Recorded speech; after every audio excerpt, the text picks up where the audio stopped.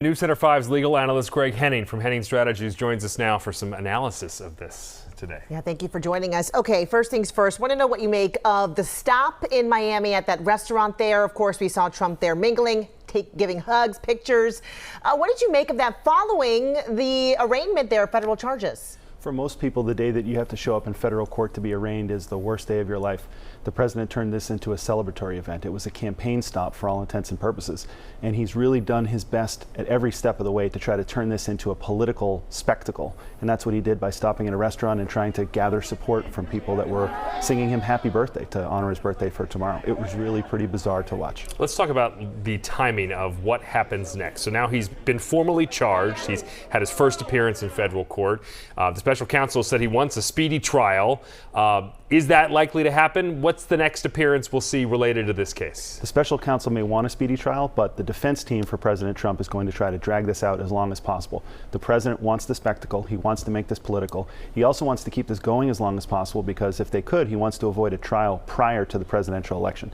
So I think what you'll see is discovery motions and pretrial hearings that drag this process on and on for the coming months. And he's got to find a lawyer also, right, to handle this? He is. There's an open question as to whether his prior defense team are now part of the witness list for the government because those prior lawyers had to withdraw. He's looking for new counsel on the local side, but I think there's an open question of whether or not his prior attorneys may have to provide evidence against him if this goes to a trial. Let's talk about the charges in this case. Then there are the charges in New York.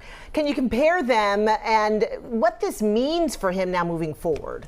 The state charges in New York are serious, but they'd be the equivalent in sports terminology of single or double A baseball. The president is now in the major leagues playing in federal court with the special counsel bearing down on him and 37 different counts that involve obstruction of justice and attempting to conspire with people, including his attorneys, to cover up evidence. That is the most serious case that he's facing, bar none, compared to all the other ones. What's the pressure like on Walt Nauta here to maybe flip and cooperate with the government? I mean, he doesn't have, frankly, the star power that Donald Trump does. He doesn't have the star power, but he certainly has the positioning. Walt Nauta works with the president day in and day out. The magistrate today had to warn the president and Walt Nauta to not communicate with each other about the case.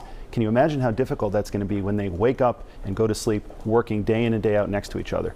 He is going to be a target that people will want to have become a cooperator because he probably knows essential information about the president. It's yet to be seen whether he'll actually turn into the evidence. All right, Greg Henning, thank you so much. Once again, we always appreciate your insight. I really do. Good to see you, Greg. Thank you.